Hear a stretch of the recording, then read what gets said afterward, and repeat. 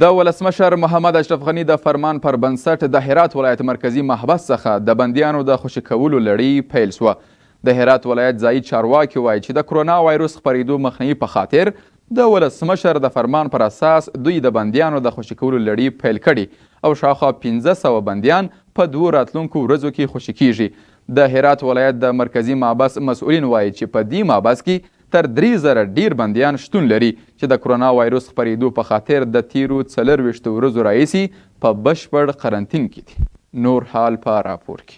هرات ولایت چې په هیواد کې د کرونا وایروس خپریدو مرکز بلل کېږي پکې د ولسمشر فرمان چې د کرونا وایروس خپریدو مخنیوي په خاطر د شاوخوا 1000 زندانیانو خوشي کېدو په تړاو یې ورکړی و پلي کېدل پیل شوه او تېره شپه 140 زندانیان د دې محبس څخه خوشي شول.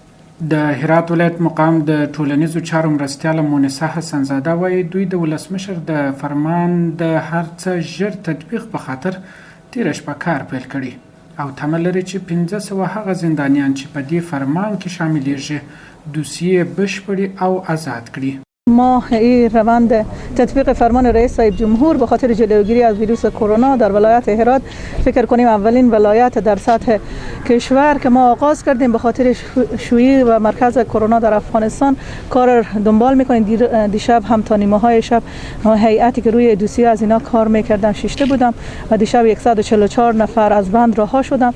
از 144 نفر 5 نفر از اینا خانم بودم و امروز هم ما دوباره سر دوسیه از اینا کار میکنیم و احتمال داره که 400 الی 500 نفر شامل همین فرمان رئیس صاحب جمهور قرار بگیره. د هرات ولایت د عدلی ریاست چارواکي د بندیانو د خوشي کېدل د ولسمشر مهرباني او د خوشي کېدونکو کسانو لپاره یو غټ چانس بولي او د هغوی غواړي چې خپل د دې چانس څخه ګټه پورته کړي او نور په غیر قانونی کارونو لاس پورې نکړي. تأکید صحبت‌ها بود. دیروز با اونا صحبت کردیم. امروز هم از آدرس شما رسانه‌های عزیز میگویم اینه که این فرمان یک مهربانی و یک عطوفت بود و هست و یک مصلحت صحی بود. امیدوارم که محبوسین رها شده عزیز ما بعد از این من بعد به عنوان یک شهروند نرمال با گزینش زندگی سالم در کنار خانواده ملت زندگی خود را به پیش ببرند. د هرات مرکزی محبس څخه خوشي شوي کسان چې خپل د ازادۍ څخه خوشحاله دي وایي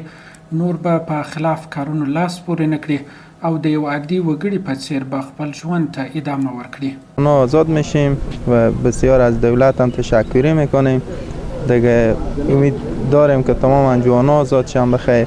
دیگه امید به خدای که از جرم خواهم دیگه انجام ندیم و دوباره بندی هم نشه. ما راضی هستیم که امید خودم به واسطه این مرضی بریم به خونه خود ترجمه کنیم که هیچ کسی عادت خداجو بیرون نشه که راضی از خودم که از این مرضی ما نجات برداریم دیگه بیرون نشیم دیگه. از دولت ما تشکر خیلی راضی هم هستیم. په همدې حال کې د هرات ولایت محبس مسؤلین وایي دوی د دې لپاره چې د هرات په مرکزی محبس کې کرونا وایروس خپور نشي ځانګړي تدابیر نیولې او له 40 ورځو را په دې خوا د زندانیانو سره د بهر اړیکې په بشپړ ډول پرې کړې دي. ما 1 ماه و 10 روز میشه کاملا در قرنطین هستیم.